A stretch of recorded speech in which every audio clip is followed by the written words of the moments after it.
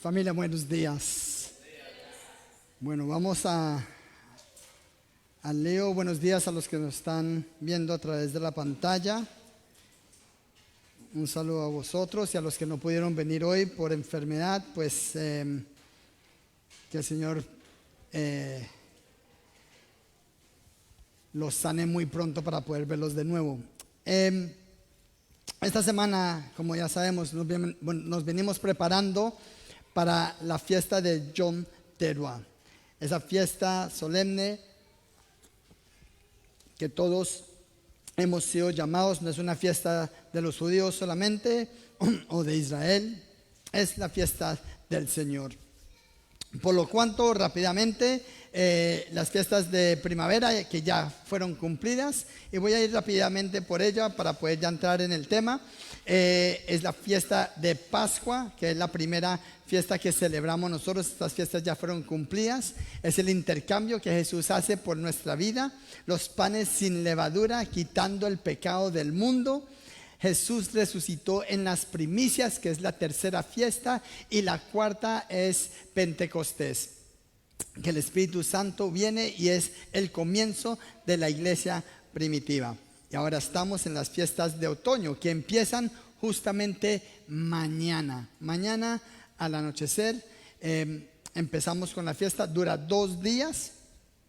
Por lo tanto, es la fiesta del despertar del pueblo, ¿no? El sonido de la trompeta. Y estábamos hablando que la trompeta en realidad es un shofar. Y la semana pasada lo vimos, que es un sonido de alerta, de alarma, despertando al pueblo. Y está en Levítico 23, del 23 al 5, lo leo, y dice versículo 23. Y habló Yahweh a Moisés diciendo: habla a los hijos de Israel y diles: en el mes séptimo es este mes que estamos, séptimo, septiembre, al primero del mes tendráis día de reposo, una conmemoración al son de trompetas, al son del shofar, y una santa convocación. Lo que estamos haciendo aquí es una cita. El Señor nos ha citado hoy aquí a su presencia.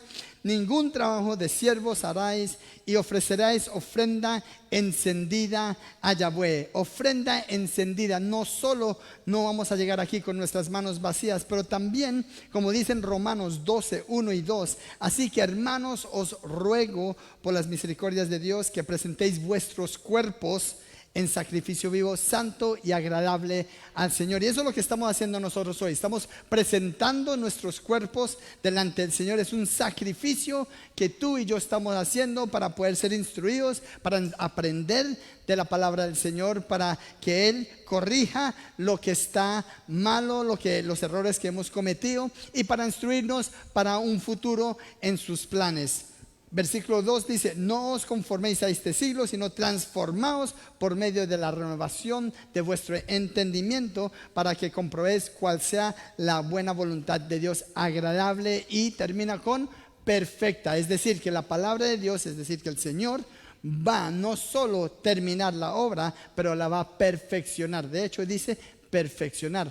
Todo lo que Él empieza lo termina, y todo lo que Él empieza lo perfecciona. Por lo tanto, por eso estamos aquí. Esta es la fiesta de Yom Teruah. Y la siguiente fiesta que vamos a celebrar es la de expiación, Yom Kippur, y por último la de tabernáculos. Pero más adelante hablaremos de ella.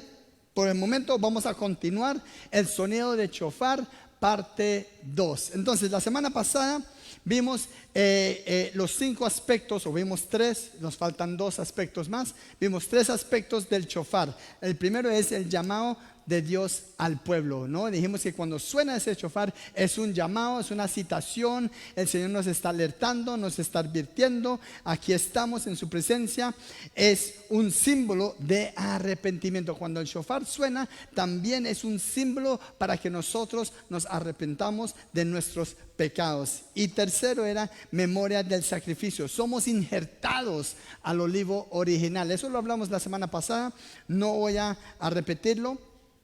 porque entonces no vamos a terminar hoy. Esta semana vamos a ver los últimos dos aspectos de lo que significa el shofar. De cuando el shofar suena, nos da dos aspectos más, que es señal de guerra y su victoria. Señal de guerra y su victoria. Y es un anuncio profético y de juicio. Es decir, que cuando suena ese shofar, va a haber una guerra. Cuando suene ese shofar, va a haber un juicio. Esto ya está proclamado, esto ya es profético, y para eso vamos a ver la ilustración que el Señor nos va a regalar hoy en Josué 6. Y vamos a estar en Josué 6 del 8 al 20. Y prestemos mucha atención, porque aquí nos muestra que el shofar servía para anunciar un ataque o una victoria, y también que va a venir un juicio. Josué 6 del 8 al 20. Y vamos a empezar en el versículo 8. Así que Josué hubo hablado al pueblo, los 7 sacerdotes llevando las 7 bocinas de cuero de carnero. ¿Qué es cuero de carnero? ¿Qué es? El shofar. Ayer, la semana pasada lo vimos, no lo bajamos, pero quizás lo podemos bajar. Alguien me puede hacer el favor y lo podemos bajar y lo podemos mostrar de nuevo, ¿no? Pasaron delante del arca. ¿Pasaron delante del qué? Del arca. Y algo que me causa mucha curiosidad, que en este capítulo el arca es mencionado 11 veces. Por lo tanto, ¿qué significa el arca? Y dice aquí, delante del arca de Yahweh, y tocaron las bocinas, las shofar, y el arca del pacto de Yahweh lo seguía. 9. Y los hombres armados iban delante de los sacerdotes que tocaban las bocinas, y la retaguardia iba detrás del arca. Es decir, que el arca estaba en el centro, los hombres de guerra delante, los otros atrás, el arca en el centro, mientras que las bocinas sonaban continuamente. Entonces, ¿cuál es la importancia del arca?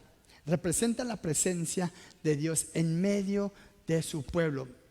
Es un lugar santísimo en el tabernáculo. Es un símbolo de pacto. El pueblo de Dios tenía un pacto. Dios hizo un pacto con su pueblo. Y el arca, ahí estaban. ¿Qué estaban ahí en el arca? Pues estaban la ley de Moisés, ¿no? Las dos tablas donde está escrita la ley. También estaba la vara de Aarón. Y también estaba el maná. Y eso era un recordatorio, gracias, eso era un recordatorio de lo que Dios hizo con su pueblo.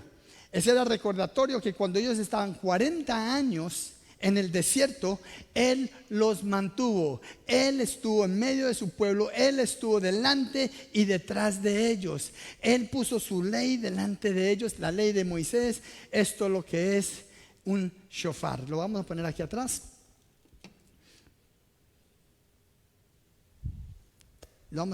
Y esto era lo que se representaba, era un recordatorio de lo cual Dios hizo en ellos, y era una dirección y victoria sobre sus enemigos.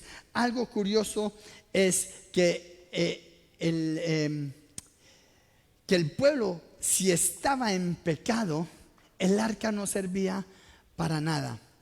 Vuelvo a repetir, si el pueblo estaba en pecado, el arca no servía para nada. Y esto es importante, es un dato muy importante, porque el pueblo de Dios, el arca, estaba en la presencia de Dios.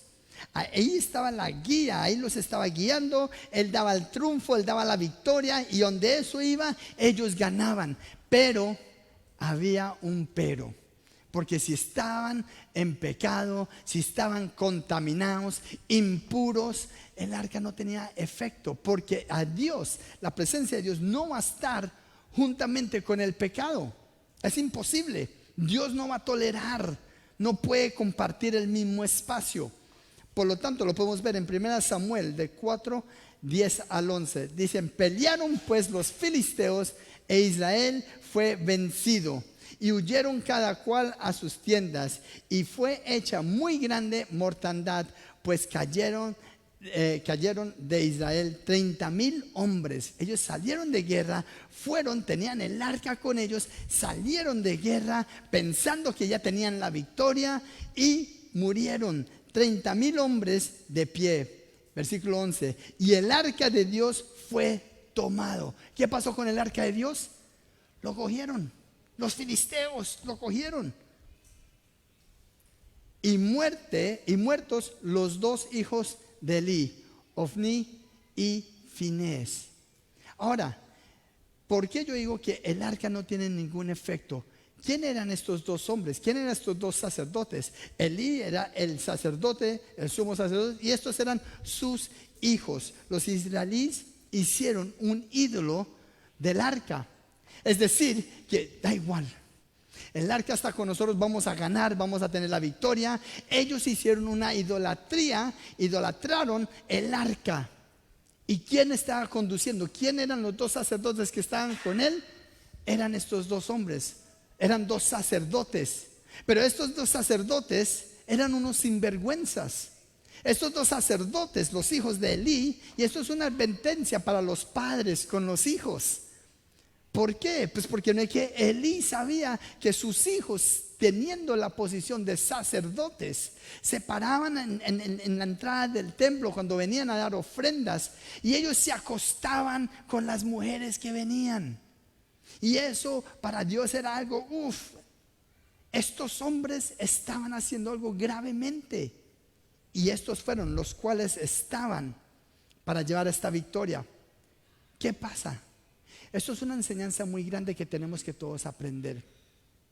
Porque si nosotros pretendemos de no trabajar lo que Dios ya limpió en la cruz del Calvario, nuestra concupiscencia, el pecado, si tú y yo vamos a pretender vivir una vida diciendo que somos hijos de Dios, cristianos, y vamos a hacer lo que se nos dé la gana, o vamos a nosotros bueno, pues Dios ya conoce mi corazón, sabe que esta es mi lucha, no voy a dejar el alcohol, es que no es que el alcohol o la droga o yo que sé, las mujeres, yo soy débil en las faldas, ese es mi, ahí es donde yo caigo, es que no es que me cuesta, es que sea cual sea, el orgullo, mencione el pecado que sea, no puede, Dios no va a compartir eso con nosotros.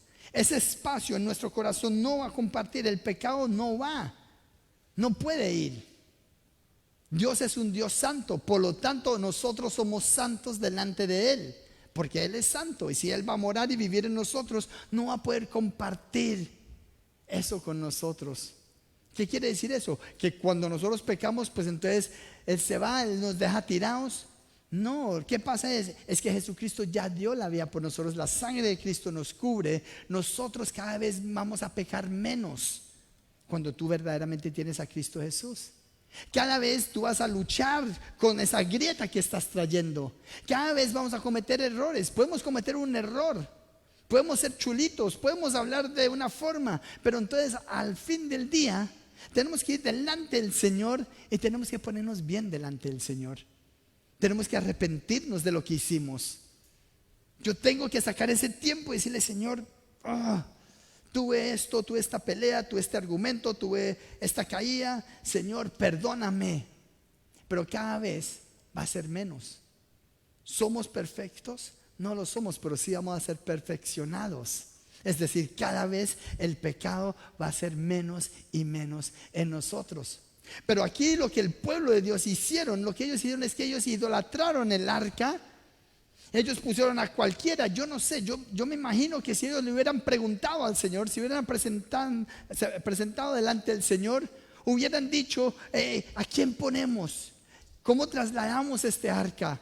Y pusieron a dos hombres que estaban igualmente muy mal, no estaban bien. Pero no, yo creo que no preguntaron. Ellos se volvieron chulitos. Ellos estaban llenos, se olvidaron de cuál es la responsabilidad que ellos tienen. Es como también otro ejemplo que podemos poner, es como ellos se enfocaron tanto en el arca que dejaron a Dios a un lado. Al que en la presencia de Dios ya no estaba en esa arca, porque ellos estaban contaminando el arca. Y así pasa con las bendiciones que Dios nos da. Hay bendiciones que Dios nos da, que nos enfocamos tanto en la bendición que Él nos ha dado y nos olvidamos del Dios viviente. Nos olvidamos que el quien nos dio la bendición es Yahweh. Nos olvidamos que Él es la fuente de bendición. Y nosotros, ¿qué hacemos? Pues nos aferramos a cual sea esa bendición. Nos podemos aferrar a un coche, nos podemos aferrar a una casa, nos podemos aferrar a nuestros hijos y los hacemos idólatras de ellos. ¿Qué es lo que le quita el espacio a Dios? Esto es una gran lección que podemos nosotros, y este es el llamado de atención que Dios quiere hacer en nosotros hoy. Quiere que nos limpiemos. Por eso nos preparamos como aquella novia, porque el día de mañana, si el Señor viniere, escuchen bien, si el Señor viniere y tú no te has limpiado, tú no te has postrado delante del Señor, tú no te has arrepentido de tu pecado de todo corazón, tú no solo eso, es que venimos con una ofrenda, y al principio dijimos que no es cualquier ofrenda.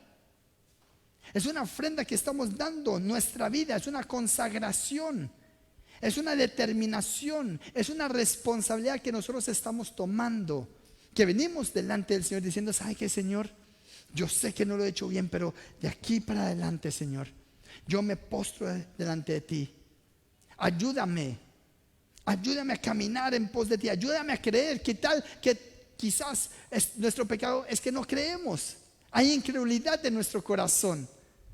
Quizás hay algo que no podemos soltar porque tenemos miedo de soltarlo. Tantas cosas, pero tenemos que soltar, tenemos que creer.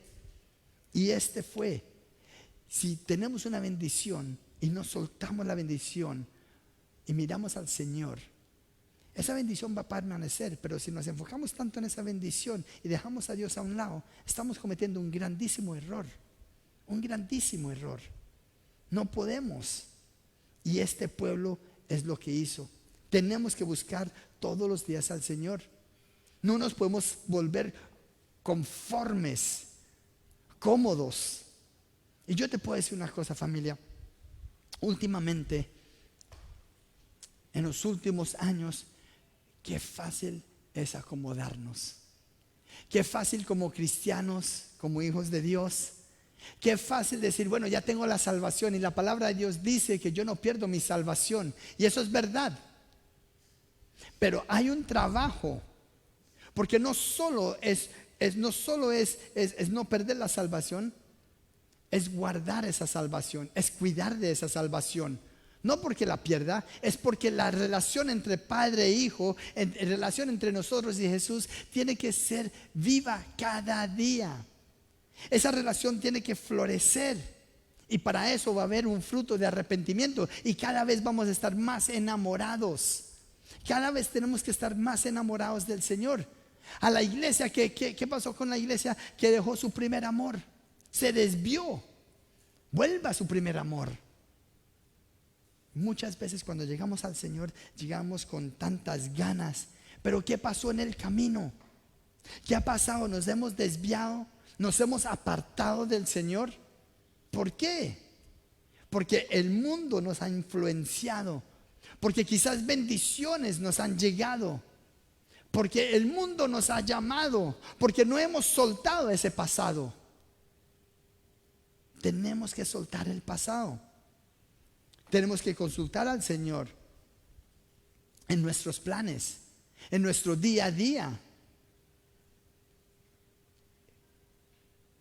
No es para juzgar a nadie, pero si tú pones tus planes en las manos del Señor, si tú buscas al Señor todos los días, si tú te rindes totalmente al Señor, tú vas a estar gozoso en medio de una crisis. Aún va a estar gozoso en medio de que yo me siento fatal. Hay días que yo me siento fatal, hay días que exploto, hay días que la ira es mi problema, yo tengo que trabajar mi ira, pero hay días que me coge y me pone un 8. Pero al fin del día yo tengo que ir delante del Señor y decirle: Señor, perdóname que perdí, perdóname, Señor, y tengo que ponerme bien con el Señor, porque entonces ¿qué va a pasar? El enemigo va a tomar ventaja. Hemos abierto esa puerta, pero tenemos que cerrar esas puertas. Y es lo que es esta fiesta que vamos a celebrar, que estamos a las puertas de entrar. Y familia, dice que en esta fiesta puede que el Señor venga y seremos arrebatados de aquí de la tierra. Cuando mi esposa estaba orando, Cuando estábamos cantando esa canción que la iglesia dice, ven, ven, ven. Estábamos cantando eso. Venga, Señor. Y yo me hago la pregunta, si el Señor viniere mañana, ¿estaría usted en la presencia del Señor? ¿Estaríamos nosotros todos juntos? ¡Qué gozo! Encontrarnos allá arriba en la cena, en esa cena, en las bodas del Cordero. ¿Tú te imaginas que mi esposa se vaya y yo me quede? ¿Que mi hijo se vaya y yo me quede? ¿Que yo me vaya y mi esposa se quede? ¿Tú te imaginas? Yo creo que nosotros no podemos llegar a esa imaginación. Yo creo que no queremos llegar a eso. Yo creo que más bien, yo creo que todos nosotros deseamos. Porque si el Señor sí viniere, que puede venir mañana, que puede venir el martes, son 48 horas y puede venir. Y si viene, tú y yo no lo sabemos, pero todas las papeletas están. Todas las papeletas se están viendo. No sé si es verdad, a mí no me gusta creer, ya con el internet y tanta información que ya dan y todo el mundo está como todo revuelto, pero supuestamente 60 naciones de enemigos de Israel se han juntado, han hecho han hecho como una cita para todos para todos estar alineados para ir en contra de Israel. Egipto ha salido a decir que si Israel toca a cualquiera que está en su tierra, Israel va a tener consecuencias. Mataron, no sé si ustedes notaron o han escuchado, pero mataron a personas de Hamas que estaban en Dubái o estaban en Doha o estaban en uno de estos países de Arabia Saudí. Y estaban allá y los mataron, los ejecutaron. Y a través de eso es que se han unido todos estos países árabes. Pero esto dice la palabra de Dios, nos cuenta la palabra de Dios, nos enseña la palabra de Dios que toda nación va a ir en contra de Israel. Y ese es el reloj profético. Puede ser que mañana venga, o puede ser el próximo año, o puede ser entre 2 años o 3 años. Pero por cierto, tú y yo, como la esposa que espera y no desespera, la esposa que está ahí esperando que su amado venga por ella, tenemos que tener esa esperanza que ya va a venir. Tenemos que estar listos. Nuestras vestiduras tienen que estar limpias, blancas, sin arruga. Esto es lo que es esta fiesta. Esta fiesta es que nos humillamos delante del Señor. Esta fiesta no solo es de que por si al caso lo voy a hacer. No, tiene que haber una convicción en tu corazón que de aquí para adelante, como si es dentro de 10 años que el Señor venga, pero es una responsabilidad, es una consagración, es un compromiso, es un pacto que tú y yo tenemos que hacer. Lo importante o la importancia del arca era el lugar de expiación. Sobre el arca estaba el propiciatorio. Estaba sobre el arca, donde el sumo sacerdote recibía la sangre una vez cada año. Eso es Yom Kippur, de lo que vamos a hablar pronto. Hoy no, pero pronto. Porque ellos venían una vez al año, hacían y llevaban las ofrendas, llevaban allá, se hacía el sacrificio y todos sus pecados eran perdonados hasta el próximo año. La importancia del arca apunta a Jesús. Jesús es la presencia de Dios en medio de su pueblo, en medio de nuestros corazones, en medio de su iglesia.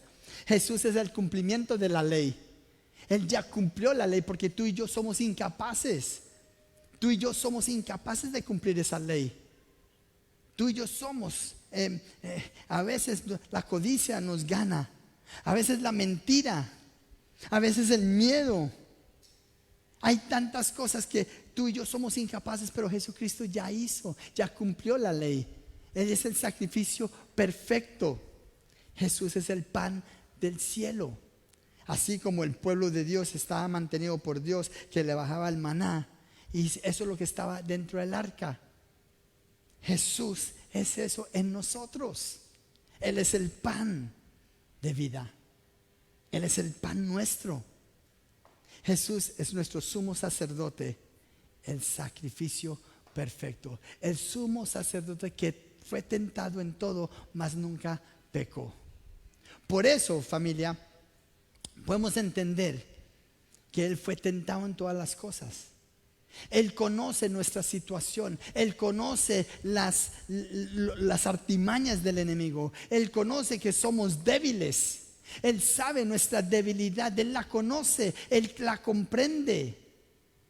Pero Él es nuestra salida, Él es nuestro futuro, Él es nuestra salvación, es Cristo Jesús. Dios le estaba dando un tiempo a Jericó. Estamos hablando de que Josué entró a Jericó. Y vamos a continuar en el versículo 10. Dice: y Josué mandó al pueblo diciendo: vosotros no gritaréis, ni se oirá vuestra voz, ni saldrá palabra de vuestra boca hasta el día que yo os diga gritad. Entonces gritaréis. 11. Así que él hizo que el arca de Yahweh diera una vuelta alrededor de la ciudad, y volvieron luego al campamento, y allí pasaron la noche. 12. Y Josué se levantó de mañana, y los sacerdotes tomaron el arca de Yahweh. 13. Y los 7 sacerdotes, ¿cuántos habían? 7 sacerdotes llevando las 7 bocinas. ¿Cuántas? 7. Es el número perfecto, cumplimiento completo. Y los hombres armados iban delante de ellos, y la retaguardia iba detrás del arca de Yahweh, mientras las bocinas tocaban continuamente. 14. Así dieron otra vuelta a la ciudad el segundo día, y volvieron al campamento, y de esta manera hicieron durante 6 días. Eso lo hicieron por 6 días. Y qué curioso es dar vueltas por una ciudad. Una ciudad que ya estaba fortalecida, estaba amurallada. Una ciudad que estaba preparada. Una ciudad que no había cómo entrarle, quizás. Estaba tan fuerte, ¿cómo le puede entrar? Un ejército que quizás estaba ya mirando, viendo a un pueblo caminar, dando vueltas. No más, ¿a son de qué? De bocinas, de shofar, más en silencio, caminando. Y yo me imagino, imagínese tú ahí dando vueltas, viendo, que yo me imagino, no sé porque la Biblia no lo dice, pero me imagino que están viendo ahí y están viendo allá, y allá están los soldados listos. Qué vulnerable puedo estar yo, caminando, dando vueltas. Qué vulnerable podemos estar. Y esto es una enseñanza. Es una enseñanza porque a veces la obediencia, esperar en el Señor, el pueblo de Dios creyó, el pueblo de Dios obedeció. Escucharon la voz de Josué, pero Josué fue instruido por Dios. Obedeció Josué y ellos obedecieron a Josué y caminaron en silencio. A veces es mejor no decir nada. A veces es mucho, o a veces no. Siempre es mejor esperar en Yahweh. Siempre es una grande enseñanza. ¿Qué preocupación tiene? ¿Qué problema tiene? Humíllate delante del Señor. Venga delante del Señor. ¿Qué grieta tiene? ¿Qué lucha está teniendo? ¿Qué pecado cometió? ¿Qué puerta tienes abierta? Venga, póstrese delante del Señor. Entrégale todo al Señor y Él hará. Y quedémonos quietos. Esperemos a ver cuál es la perfecta voluntad de Dios. Y esto es lo que este pueblo hizo. Hace unos días vi en esto de los rieles, vi que había 2 caminos anchos. Uno a la izquierda, uno a la derecha. Y en la izquierda decía: yo creo en Dios. Un letrero grande. Y en este camino estaba reventando de personas, caminando. Yo creo en Dios. Y estaba lleno y estaban contentos y estaban todos ahí.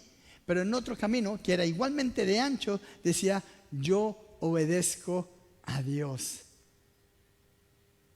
Y ese camino había muy poca gente. Muchos creen, pero sus corazones están lejos de Dios. Los que verdaderamente creen, debemos obedecer.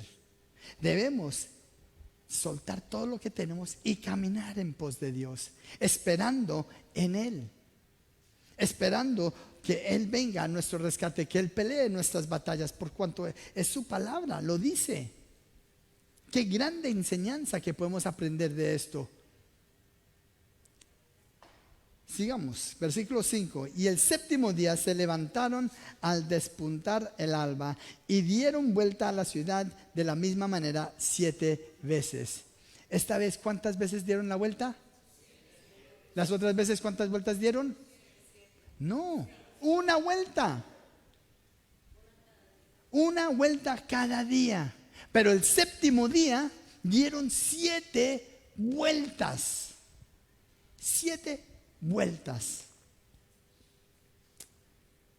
Solamente ese día dieron vuelta alrededor de ella 7 veces. 16. Y cuando los sacerdotes tocaron las bocinas, los shofar, la séptima vez, Josué dijo al pueblo: gritad, porque Yahweh os ha entregado la ciudad. Gritad. Un ejército ¡uah! Gritó. 17. Y será la ciudad anatema a Yahweh, con todas las cosas que están en ella. Solamente Rahab, la ramera, vivirá con todos los que están en casa con ella, por cuanto escondió a los mensajeros que enviamos. 18. Pero vosotros guardaos del anatema. Ni toquéis ni toméis alguna cosa del anatema, no sea que hagáis anatema el campamento de Israel y lo turbéis. 19. Mas toda la plata, escuchen bien, mas toda la plata y el oro y los utensilios de bronce y de hierro sean consagrados a Yahweh y entren en el tesoro de Yahweh. 20. Entonces el pueblo gritó y los sacerdotes tocaron las bocinas. Y aconteció que cuando el pueblo hubo oído el sonido de las bocinas, gritó con gran vocerío y el muro se derrumbó. El muro.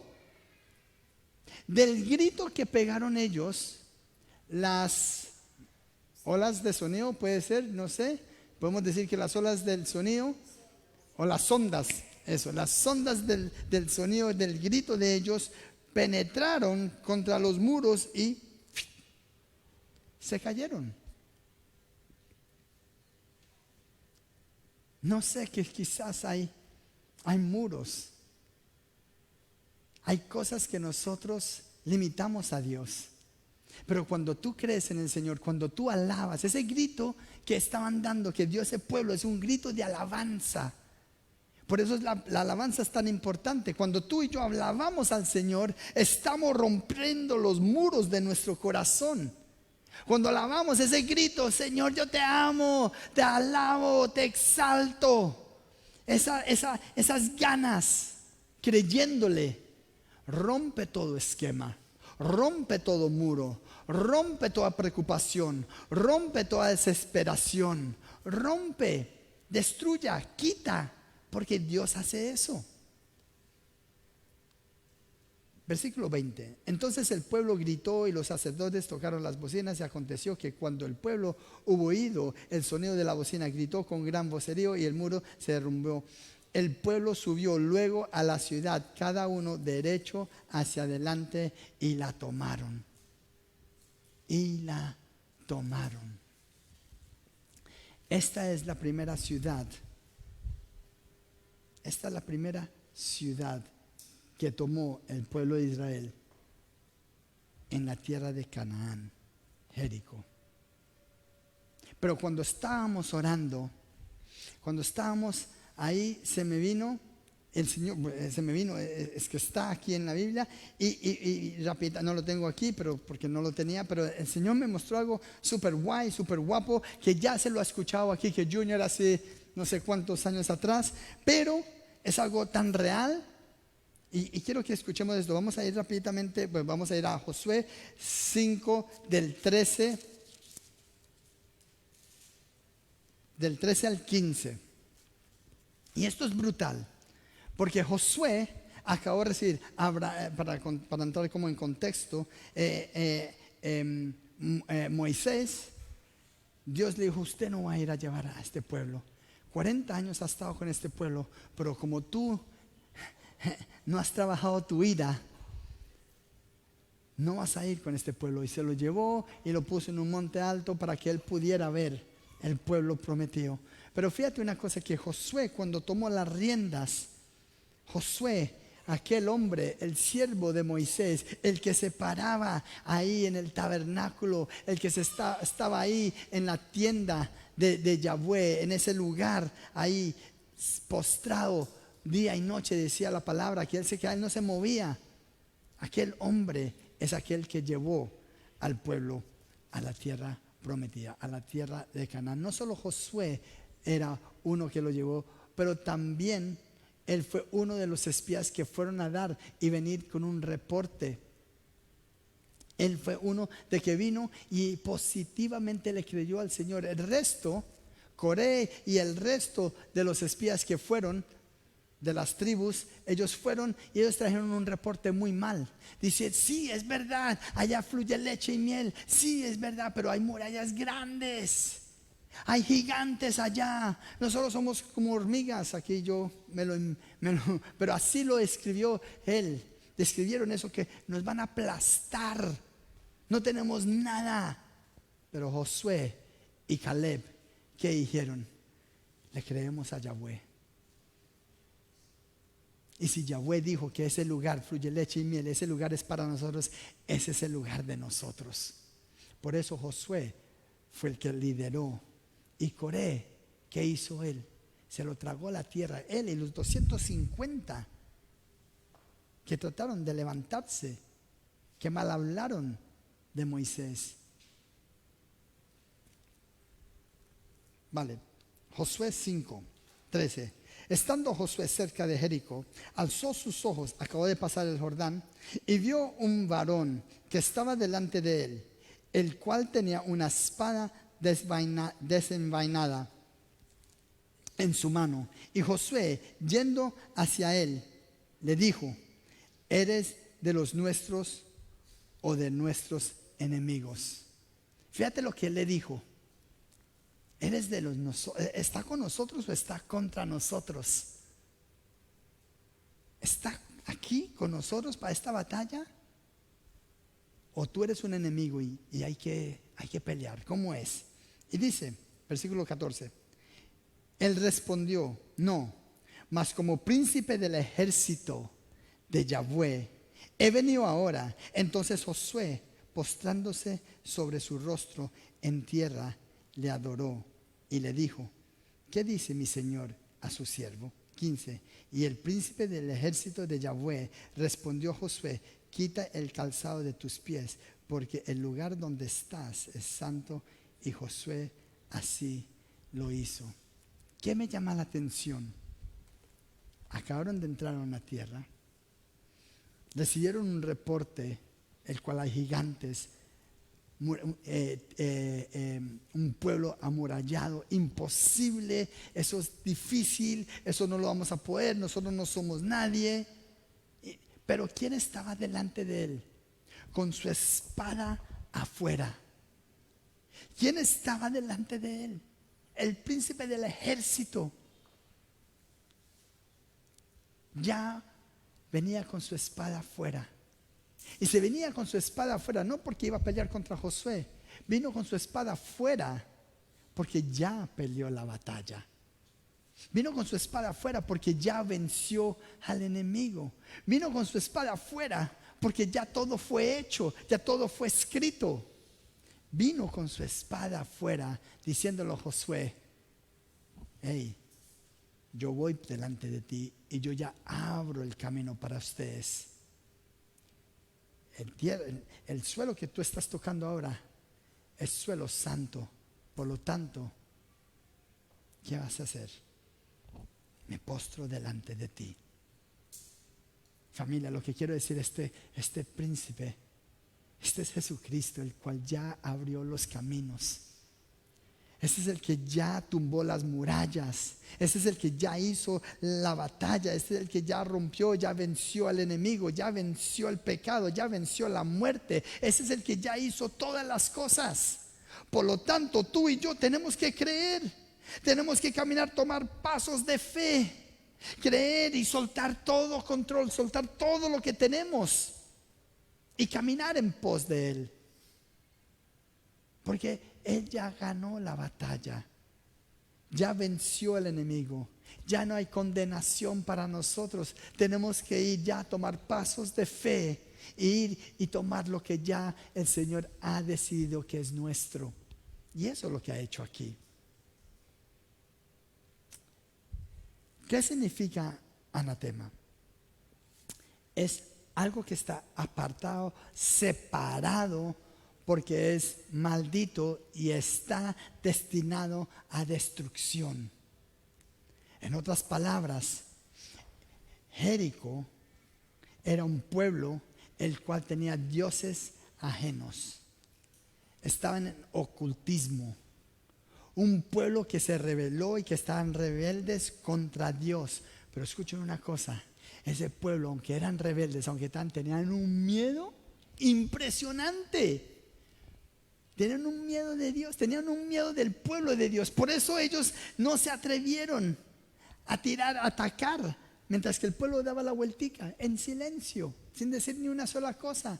Simplemente con el shofar, el pacto, porque ellos sabían, han escuchado y escucharon que Dios está con ellos. Y si Dios está con nosotros, ¿quién contra nosotros?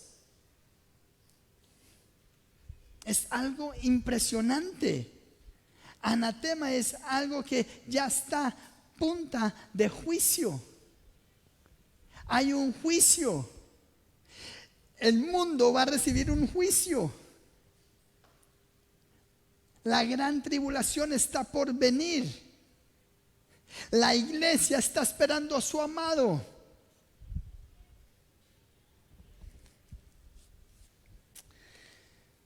Gálatas 1, 8 y 9. Mas si aún nosotros o un ángel del cielo os anunciare otro evangelio diferente del que os hemos anunciado, sea anatema.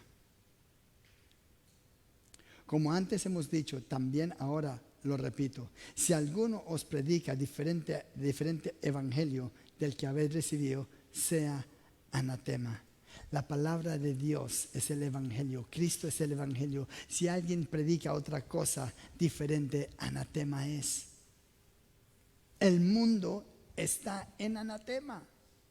El mundo está esperando el juicio de Dios. El mundo quizás es Jericó. El mundo es ¿qué? Canaán. El mundo está en contra de Dios. El mundo es el anticristo, el que odia a Dios. El mundo, lo que Dios llama bueno, el mundo dice es malo. Y lo que Dios dice que es malo, el mundo dice que es bueno.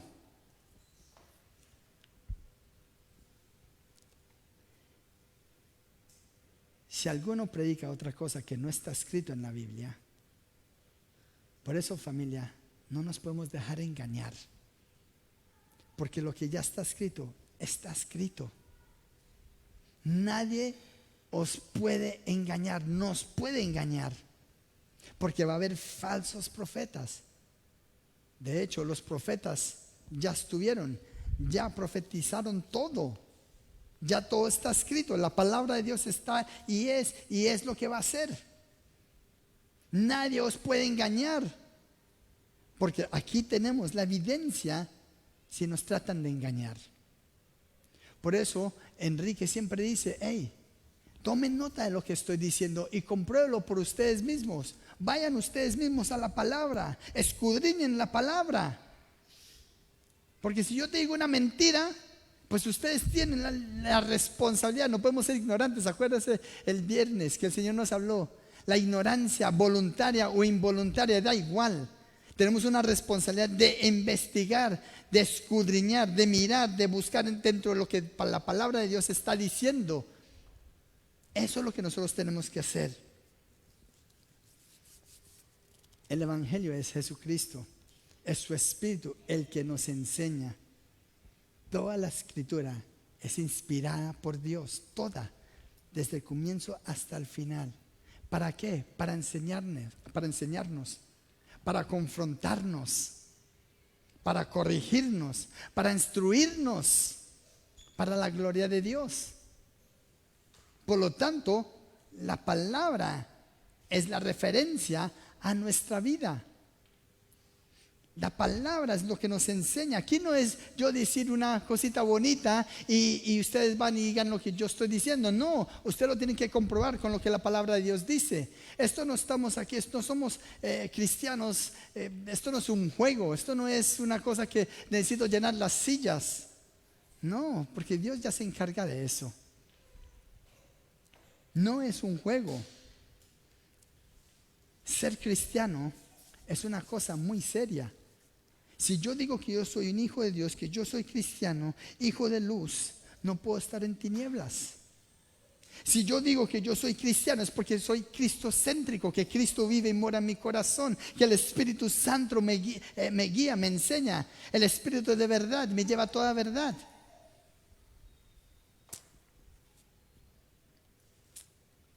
Es un juicio tremendo el que se le viene o el que se le venía a Jericó, a los cananeos. Un juicio tremendo, pero Cristo ya vino y hizo. Más de 2000 años venció la muerte y nos dio a nosotros, el pueblo injertado, la iglesia de Dios, con nuestros hermanos, los israelitas.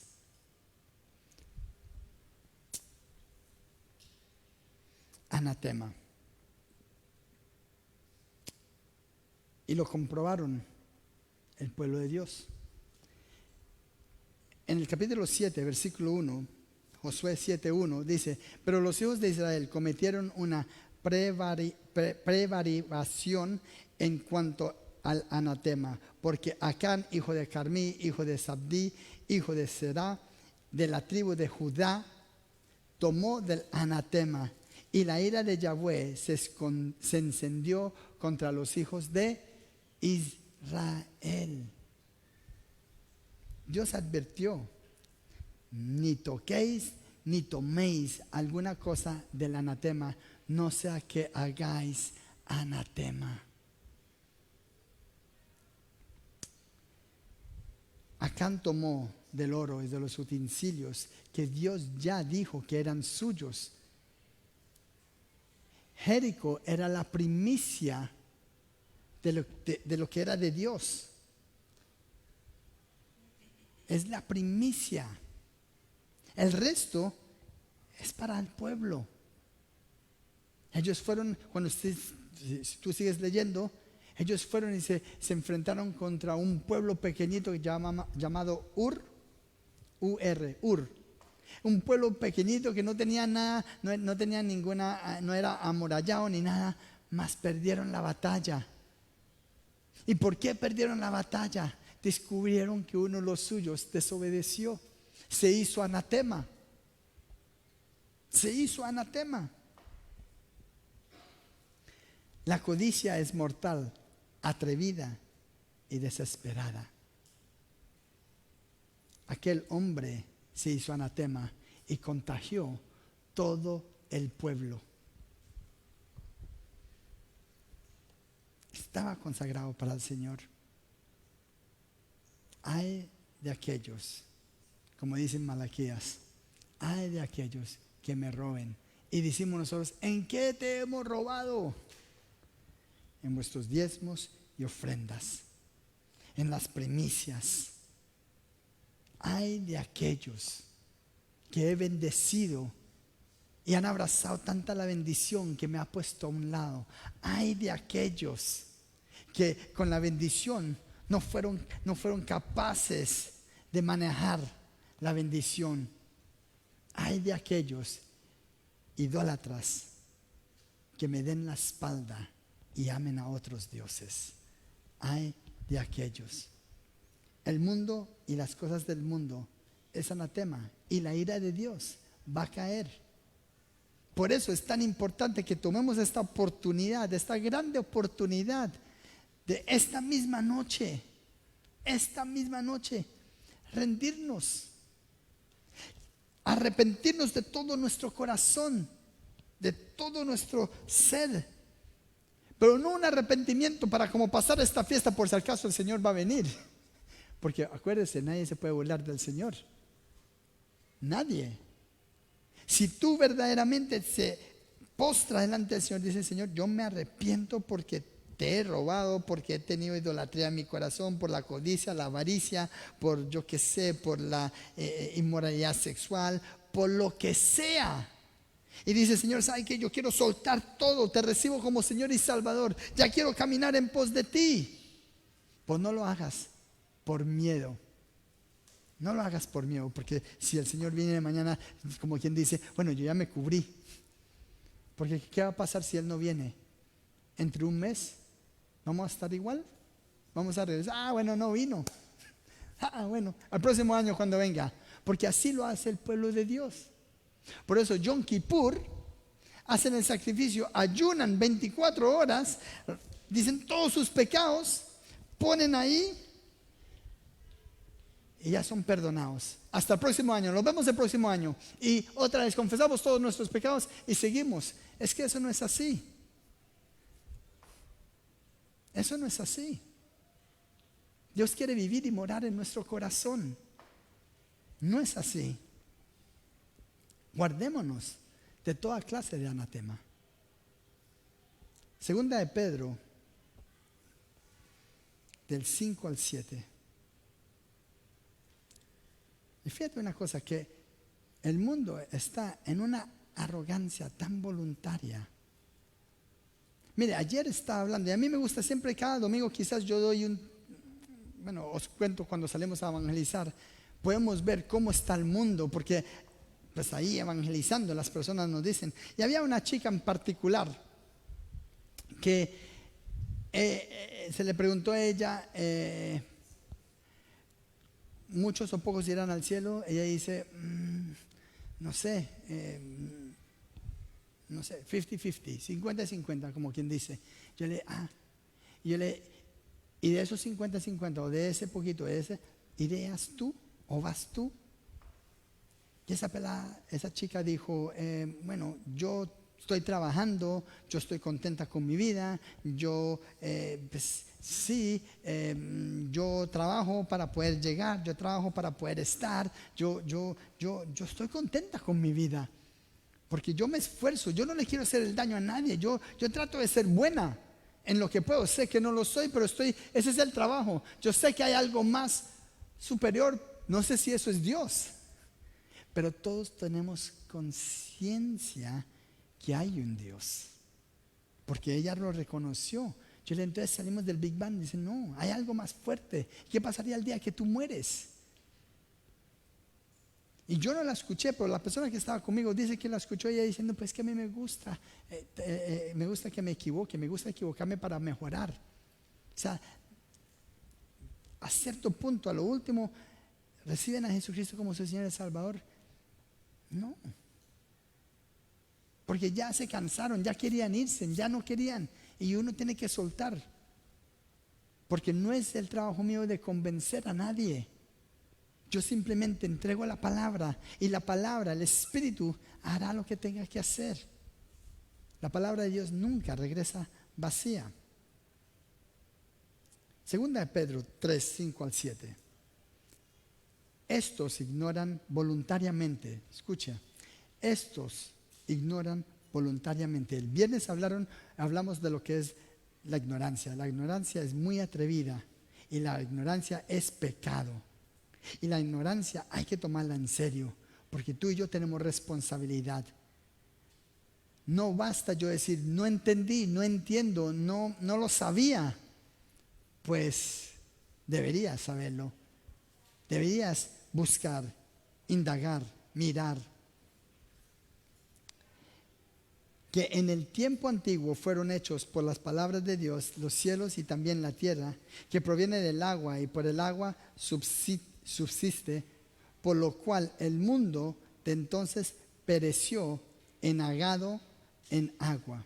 Pero los cielos y la tierra que existen ahora están reservados por la misma palabra, guardados para el fuego en el día del juicio y de la perdición de los hombres impíos. Aquí está hablando de Noé, de los tiempos de Noé. En los tiempos que Dios le dijo a Noé: Noé, haga un arca, haga un barco gigantesco, hágalo con estas medidas. Y Noé tardó 100 años en hacerlo, o 120 años, no estoy tan seguro ya, pero tardó un tiempo suficiente. Y en ese tiempo suficiente, muchos quizás le preguntaban: ve, Noé, ¿qué estás haciendo? Estoy haciendo un arca. ¿Y qué es un arca? Es como un barco gigantesco porque va a llover. Pues si nunca llovió, ¿qué estás haciendo? ¿Qué estás diciendo? Bueno, va a llover. Y cuando llueva, cataratas del cielo van a caer. Y yo voy a estar en el barco. También pueden venir ustedes. Noé está loco. Pero ¿sabe una cosa? Es la misma palabra en ese tiempo, y verdaderamente llovió y cataratas del cielo cayeron. Y Noé, con su familia, una persona creyó. Una persona creyó. Y esa persona, él y su casa fueron salvos. Él y su casa fueron salvos. Yo le digo al Señor: Señor, yo y mi casa seremos salvos. Yo y mi casa te serviremos. Porque yo creo que sus hijos le ayudaron. No sé, no lo hice, dice que él lo hizo. Pero yo quiero creer que sus hijos, que él era un buen padre. Era un padre, era un hombre de Dios, un hombre que instruyó a sus hijos, un hombre que les enseñó a sus hijos, un hombre que le dijo: venga aquí, ayude, que el Señor ha dicho que va a llover, y va a llover. Y ellos dijeron: papá, pero ¿estás seguro? Yo le creo. Pues yo te creo a ti, tú eres el ejemplo. Y ellos tomaron ese ejemplo y le ayudaron, yo creo. Ellos y sus esposas que fueron con ellos, sus novias, sus esposas, perdona, que fueron con ellos. ¿Y sabe qué? Y los animales también fueron con ellos. Aquí nos está hablando que estamos otra vez en esos tiempos. Pero esta vez no va a caer lluvia de agua, esta vez va a caer lluvia de fuego. Esta vez va a ser diferente. ¿Y sabe por qué yo digo lluvia de fuego? Porque cuando usted ve a Israel, como atacan a Israel, ¿con qué? Con cohetes. Y eso, ellos tienen esa barrera, ellos tienen y explotan en el aire. Pero si eso cae, ¿qué trae ese fuego? Destrucción. ¿Qué trae? ¿Qué Putin está haciendo hoy en día? Amenazando. El que se meta en mis asuntos, un nuclear. ¿Y qué va a hacer eso? ¿Dónde va a explotar? ¿Contra quién va a explotar? Y por eso yo digo: Señor, ten misericordia de España, porque su presidente es un no sabe lo que está haciendo. Ten misericordia de nosotros. Ten misericordia de este país. Y me duele, porque estoy en este país y este país me ha dado todo. Este país conocía a Cristo. Amo a España. Pero su cabeza de Estado está cuco. Se está declarando enemigo de Dios. Públicamente. Qué torpe. Digo: ojalá que no haya lluvia aquí de fuego. Será uno de los primeros países que quizás caiga, yo qué sé. Escuchen, me voy para Sudamérica, yo pienso. Pero el presidente de Colombia también está en las mismas. No puedo ir para Colombia ya, porque no voy a escapar. Me voy para otro. Me toca irme para Argentina. Ellos sí respaldan a Israel. Pero ¿sabe lo que la palabra de Dios dice? Dice que toda nación va a ir en contra de Israel. Por lo tanto, el juicio va a venir. El juicio va a llegar. Pero la iglesia va a ser arrebatada y no va a estar. La iglesia va a estar celebrando las fiestas de la boda del Cordero. Vamos a estar con nuestro amado. Vamos a estar ahí. Mientras aquí en la tierra, 1 Pedro 3, 21. 20. Los que en otros tiempos desobedecieron, cuando una vez esperaban la paciencia de Dios en los días de Noé, mientras se preparaba el arca, en la cual pocas personas, es decir, 8, fueron salvos por agua. 21. Y el bautismo que corresponde a esto ahora nos salva, no quitando las inmundicias de la carne, sino como la aspiración de una buena conciencia hacia Dios por la resurrección de Jesucristo. ¿Qué quiere decir eso?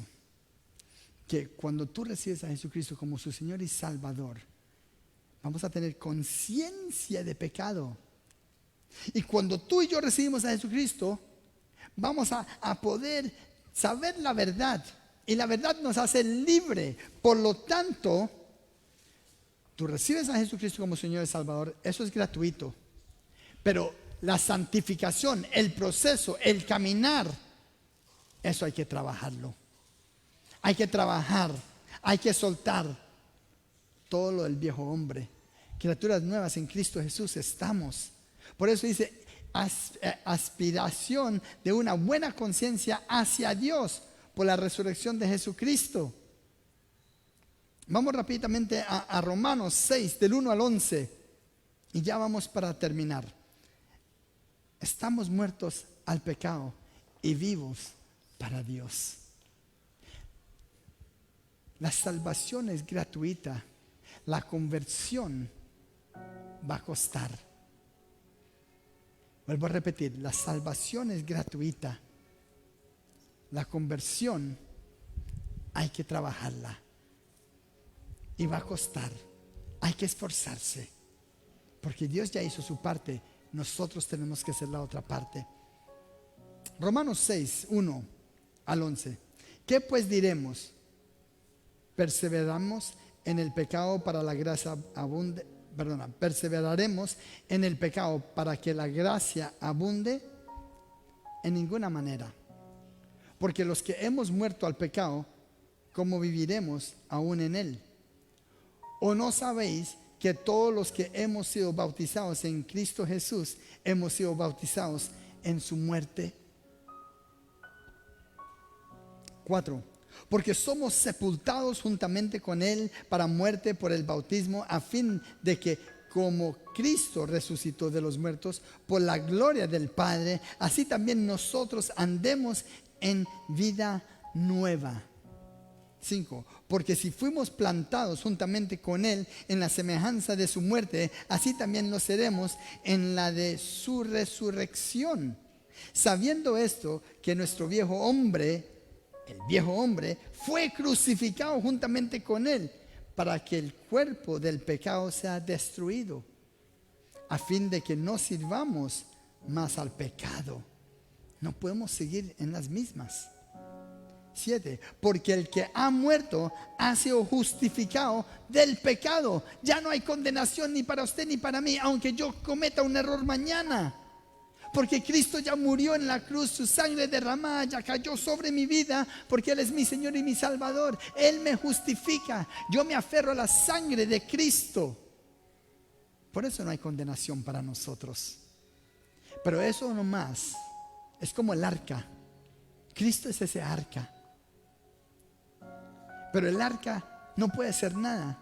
Si yo lo veo como pecado, yo puedo pecar todo lo que sea. Como dice aquí, perseveraremos en el pecado para la gracia abundante. Pues no, porque entonces nunca has creído, nunca has sabido lo que significa la gracia. Porque el que ha muerto ha sido justificado del pecado. Y así morimos con Cristo. Creemos que también viviremos con Él. sabiendo que Cristo, habiendo resucitado de los muertos, ya no muere, la muerte no se enseñorea más de él, porque en cuanto murió, el pecado murió una vez por todas, mas en cuanto vive, para Dios vive. Es decir, que cuando tú y yo morimos juntamente con Cristo, yo estoy crucificado, ya no vivo yo, mas Cristo vive en mí. Por lo que ahora vivo en la carne, vive Cristo. Yo vivo por la fe de Cristo, yo vivo por la sangre de Cristo, yo vivo porque Él me justifica, porque Él justifica mis acciones. Porque aunque cometemos errores, mañana puedo caer, pero digo: Señor, perdóname. Hay un cambio de vida, hay fruto de arrepentimiento, hay un cambio en nuestras vidas. 10, porque en cuanto murió el pecado, murió una vez por todas, mas en cuanto vive, para Dios vive. Así también vosotros consideraos muertos al pecado, pero vivos para Dios en Cristo Señor nuestro. No nos dejemos engañar. Juan 14, el 1 al 3 dice: no se turbe vuestro corazón, creéis en Dios, creed también en mí. En la casa de mi Padre muchas moradas hay. Si así no fuera, yo os hubiera dicho: voy pues a preparar lugar para vosotros. Nosotros, así me fuere y os preparé el lugar, vendré otra vez y os tomaré a mí mismo, para que donde yo estoy, vosotros también estéis. Seamos aquella novia listas, preparada, con su vasija llena de aceite. Y mi pregunta, familia, es: ¿cómo está tu vasija? ¿Está vacía? Muera el yo. Reciba a Cristo. Camine en pos de Cristo. Si te has apartado, regrese. Dígale: Señor, aquí estoy, perdóname, la bendición que tú me diste no la supe manejar y la manejé malamente. Ayúdame, Señor. Decido, tomo la decisión de caminar en pos de ti. Suelto todo y empiezo a caminar contigo. A mí una cosa que me encanta, que la misericordia de Dios es tan buena, que hay una parábola, ¿no?, que sale el dueño de su finca. Y él sale y él va a la plazoleta y encuentra ahí trabajadores. Y están ahí todos. Y él dice: ¿qué haces? No tenemos trabajo, nadie nos da trabajo. Él dice: vente y yo te pagaré un denario por el día de trabajo. A las 3 horas sale otra vez y ves a otros hombres y les dice a ellos también: hey, vente y yo también te haré un denario por tu trabajo. Y sale a las 3 horas más tarde y coge otra vez y sale otras 3 horas más tarde, y ya en la última jornada, el último momento del día, sale y le dice: hey, ven y te pagaré un denario por tu jornada. Cuando vino el pago, y vino ese pago, y los que vinieron desde la mañana dijeron: uy, nos van a pagar más. Cuando vieron que a los que llegaron de último les dio un denario, los que empezaron desde el principio llegaron y dijeron y les dieron un denario. Y cuando ellos dijeron: pero ¿por qué me estás dando un denario? Si yo trabajaba todo el día. ¿Cuál fue? ¿Qué es lo que nosotros hablamos? ¿Cuál fue el contrato que tú y yo hicimos? ¿Cuál fue ese trato? ¿Cuál fue el compromiso que yo hice? Que te iba a pagar un denario. Eso quiere decir que los primeros serán los postreros y los postreros los primeros. Todos tenemos la salvación ahí, la invitación está ahí. Y si el Señor viniere mañana, pero tú hoy dices: Señor, aquí estoy, me arrepiento de mis pecados, me desvié del camino y aquí estoy. No importa si yo ya llevo 40 años. El pago, el galardón puede llegar. Porque el éxito de la vida no es si tienes casa, si eres un abogado que todo es chévere. Wow, Dios es bueno. Pero el verdadero éxito es llegar a aquella boda. El verdadero éxito es estar en las bodas del Cordero. El verdadero éxito de la vida es tener la salvación en Cristo Jesús. El verdadero éxito me está esperando. Solo los que permanecen en Cristo. Apocalipsis 19, 7 y 9. Gocémonos y alegrémonos y demos la gloria, porque han llegado las bodas del Cordero y su esposa se ha preparado. Y a ella se le ha concedido que se vista de lino fino, limpio y resplandeciente, porque el lino fino es las acciones justas de los santos. ¿Cómo están tus vestiduras? ¿Cómo está mi vestidura? Quizás tiene una mancha, quizás está arrugada. Pues vente hoy, vete delante del Señor hoy, póstrese delante de Él y planche esas vestiduras, arrepintiéndose. Esa es la plancha. Arrepintámonos de nuestros pecados. 9. Y el ángel me dijo: escriba, bienaventurados los que son llamados a la cena de las bodas del Cordero. Y me dijo: estas son palabras verdaderas. Verdaderas. En otras palabras, es lo que va a ocurrir, porque son palabras verdaderas de Dios para la iglesia hoy. Familia, nos ponemos en pie.